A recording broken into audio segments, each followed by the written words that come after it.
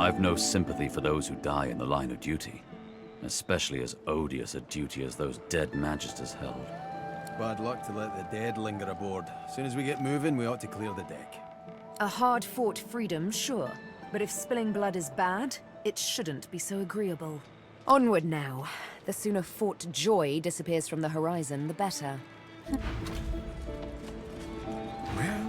Well, this is a fine sight. Utterly barbaric, of course, destroying a tree and turning it into a boat. Grotesque, but, well, look at it, Quercus. A floating nest, surrounded on all sides by salt water, pure poison to a tree's root. The great acorn could never reach us out here. Well, yes, of course we'll continue our research, Quercus. We're not monsters.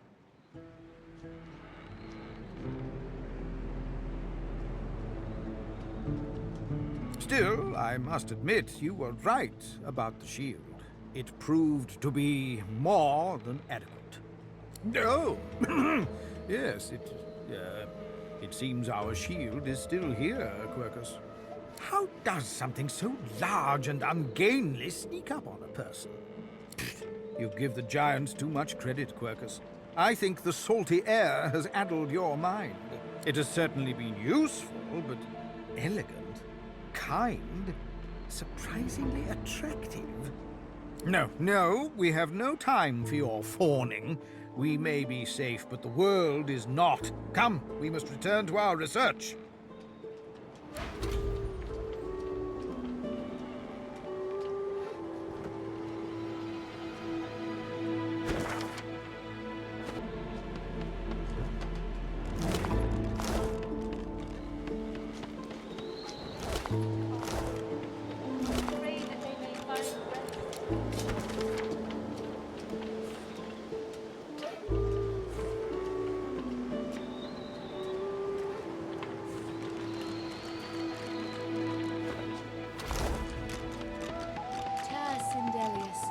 Hear my prayer. Show us the way forward. Deliver us from peril.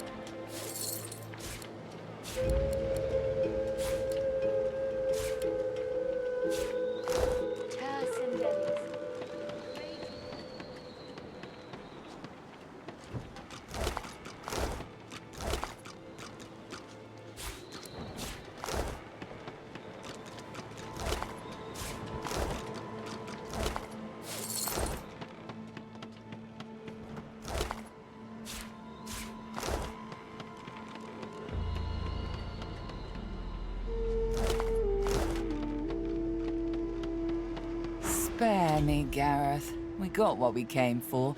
This is what success looks like. I won't see them tossed overboard. Not here. We'll hold a proper service. What's-his-face and so-and-so would want us to get this ship sailing before all else. They died for those Godwoken, after all. You know their names, Malady. Can't you even pay them that much respect? Gareth inhales sharply, then catches you out of the corner of his eye and smiles, barely. Our guest stirs. Welcome, Godwoken. Glad to see you safely aboard. Ah, our undead Godwoken. I had nearly forgotten. Too many. One too few, actually. Alexander, he's alive. He's in the hold below decks. Unconscious, but alive. Yes, we certainly had better, but the ship won't move. She's mute. We need to free her tongue. This is barbarous magic. Expedient magic, actually. The ship is made of live wood. It has the spirit of an elven ancestor tree within it. It seems Dallas has found a way to bind that spirit to her. That means only she can control it, unless we can find a way to break the bond.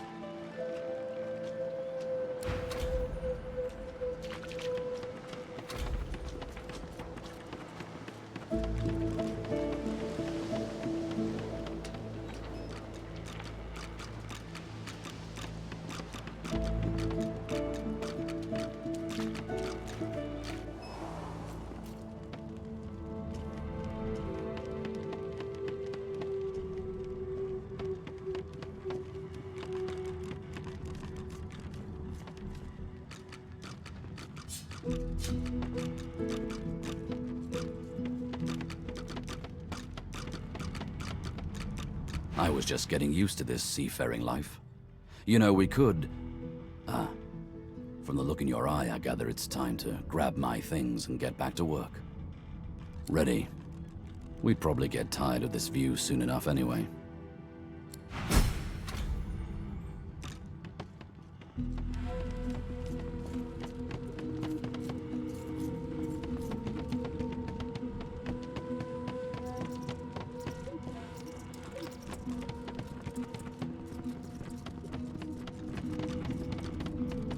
Aye, the giant takes notice of... Let's team up, you and me. What do you say? Now, onward!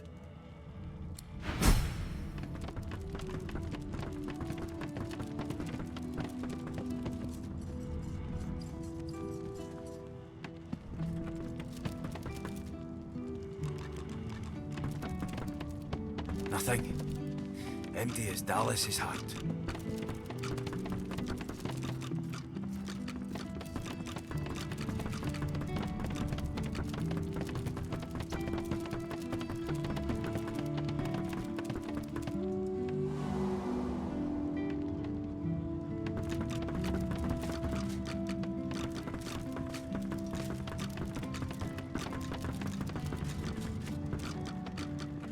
We've braved the joy, and I lust for further adventure.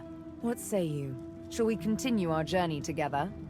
You're not quite certain you'll ever sleep soundly with Sabine in any sort of proximity, but at least she's on your side. For the moment.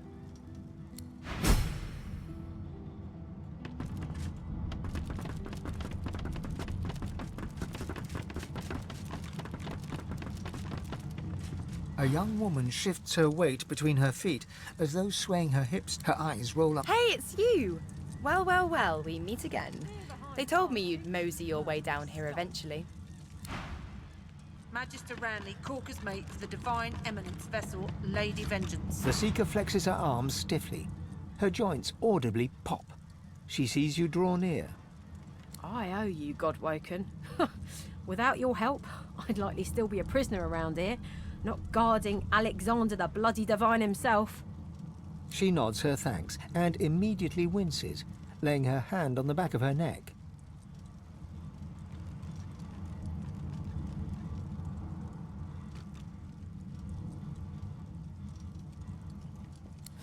I wish.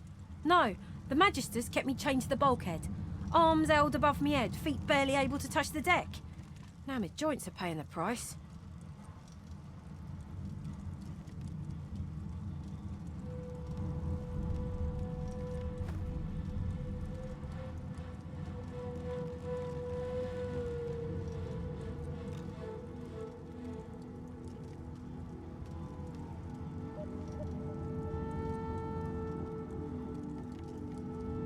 Good luck getting anything out of either of them.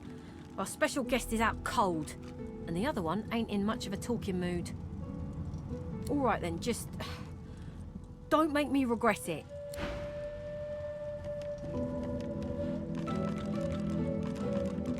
Hope you find something useful. Get away from him, sorcerer. That's the Divine. All right. Don't harm him. I'll be watching. Ifan grabs you by the sleeve, not hard, but insistent. Let me work on him. I've got questions that need answers. Answers I can only get from him. Magister Ranley, Corker's mate for the Divine... Ifan approaches Alexander, who lies flat on a bare wire cot. Though unconscious, Alexander's eyes are only half closed. His swollen jaw hangs open at an odd angle. Ifan grabs him by the jaw and shakes, violently. Alexander's face contorts with agony and his eyes flutter, yet he doesn't return to consciousness. Why did you trigger the death fog before the elves had a chance to escape? Why? Why? No matter how loud Ifan shouts his questions, there is no response from the unconscious Alexander. He reaches his arm back, and you realize he intends to punch Alexander in the face. Magister Ranley, Corker's mate for the Divine... Ivan's fist connects with Alexander's cheekbone, and you hear the stomach-curdling crack of bone. Blood streams from Alexander's nose, yet he stirs not at all. Without a word, Ifan strides away. Bishop Alexander lies supine on a bare wire cot. Though unconscious, his eyes are only half closed. His swollen jaw hangs open at an odd angle. A beautiful six-sided gem rests on the bishop's chest, hung round his neck by an ordinary oiled rope.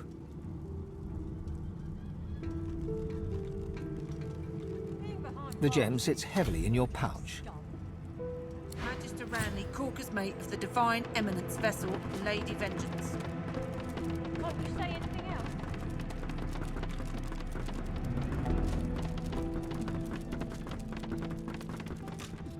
The door seems like any door, at least at first. Then you notice its unblemished wood. There is no knot, no scratch, no dent to detract from its apparent perfection. The wood groans and creaks. A face appears in the wood, tortured and tormented. A six-sided indentation is carved on its forehead, as if a gem or amulet had made a mark there.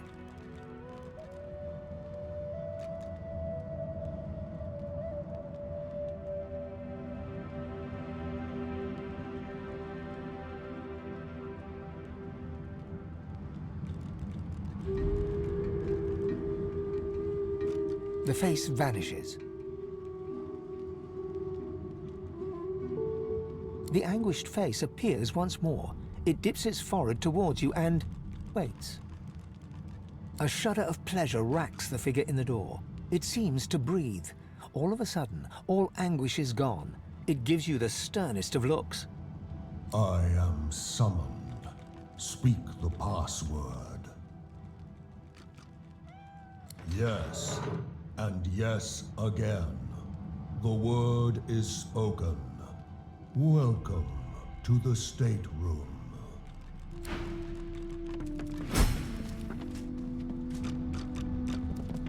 Just one more moment, please. He clicks together two halves of some type of gauntlet sitting in his lap and turns his full attention to you. A curious smile plays across his lips as he takes you in. An undead, eh? Wonders never cease aboard this vessel. But beggars can't be choosers, I suppose. Especially when it comes to their rescuers. To whom do I owe my thanks? I see no cause for alarm. I'm not some uneducated simpleton, you know. I'm a prisoner, of course. Do you think I'd be sitting here calmly if I was a Magister holdout?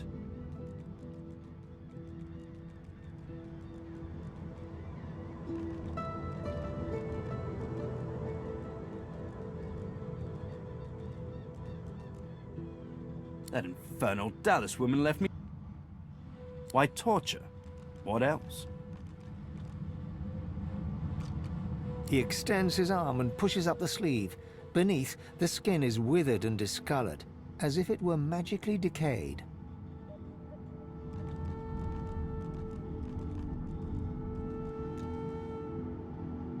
She used some form of domination device on me, forcing my hands to do her bidding, and I've ruined them in the process.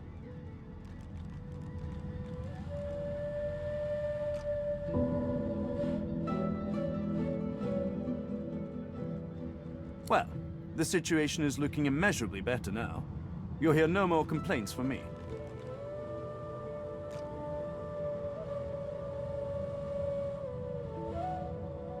So why don't you tell me all about my valiant rescuers? To whom do I owe my thanks?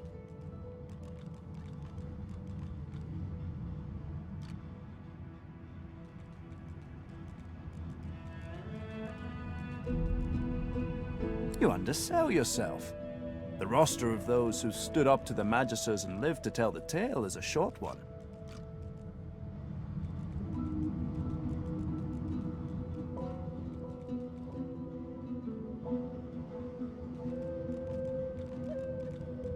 I ought to continue what I'm doing here, unless there was anything else.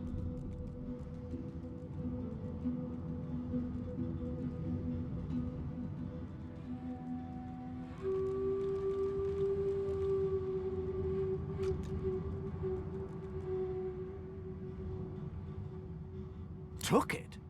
No, no. I made it. Have you seen the kind of metalwork the Magisters deploy? This is in a different class to them. As I said, the Magisters left me weakened. But this will help give me...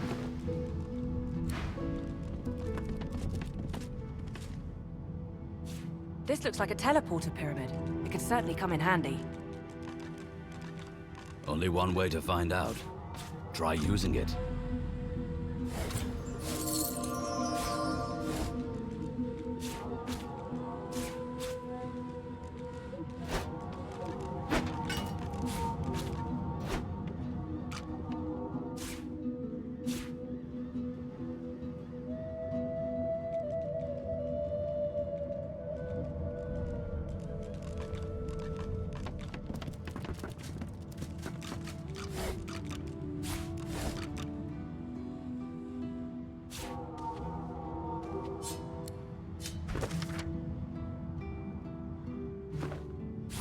This is written in ancient lizard script.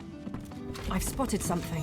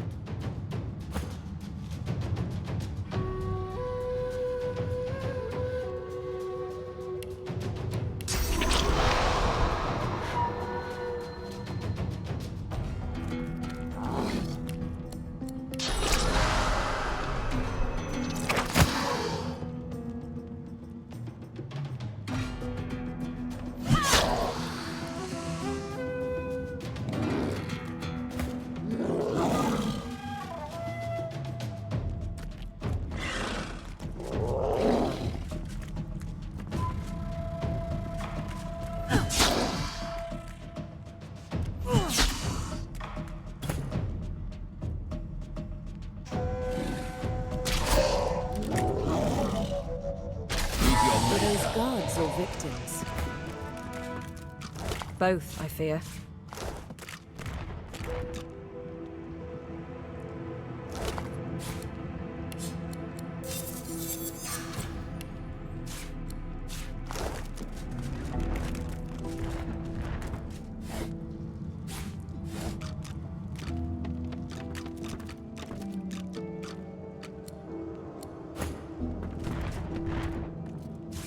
Another pyramid.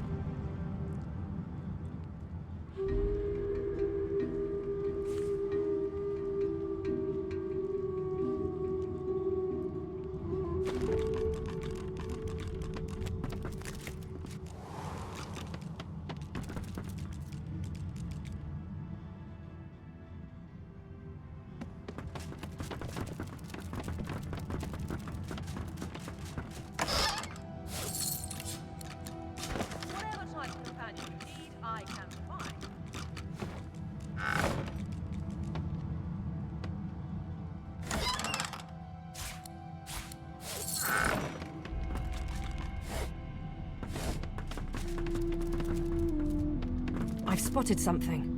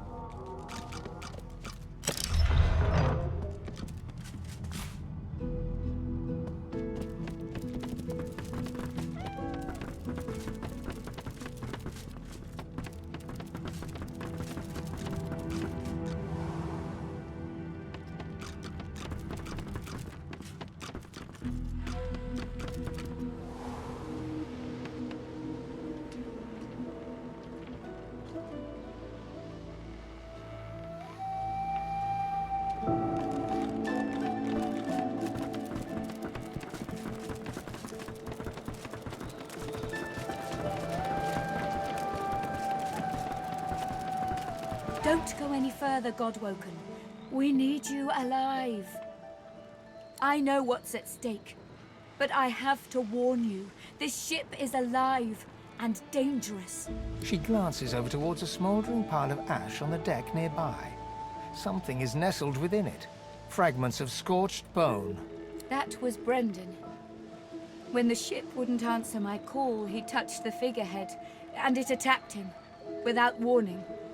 He burned, like he was made of parchment. Her eyes flick over to the smouldering ashes once again, her head held at a despondent angle. Thank you. We were held captive together, on this ship. He kept my spirits up. Now he's dead.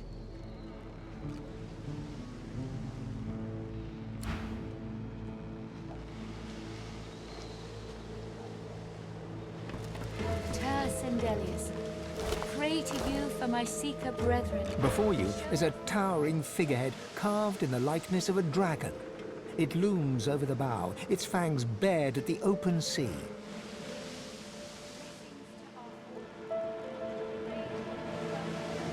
At that moment, the ship serendipitously creaks beneath you, almost like it is acknowledging your observation.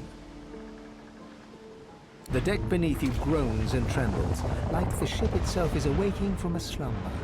A deep sigh emerges, unmistakably the sound of a living being. You are not the witch. You are not Dallas. You sang the song. Now you must decide my fate. Are you to be my new mistress? Perhaps lizard blood does not truly run cold then. Thank you.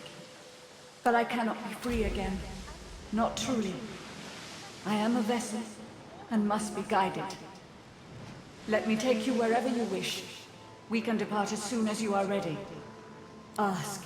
I am here to serve in all ways.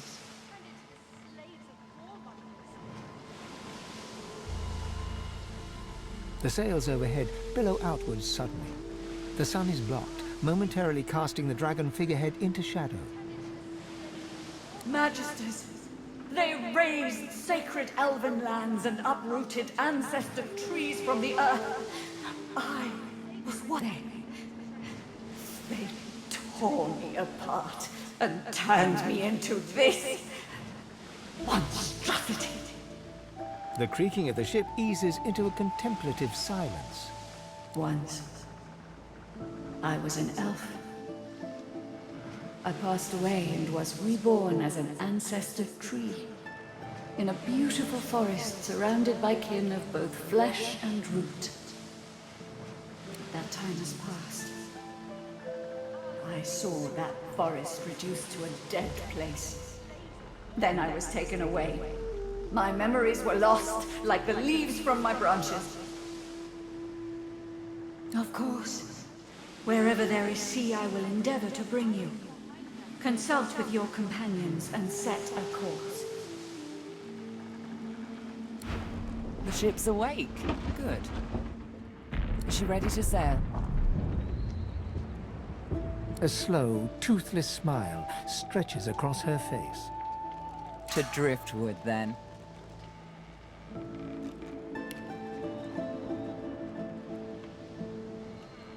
It most certainly is. Forward. With the sun on their backs and the wind in their sails, the Godwoken watched Fort Joy shrink behind them.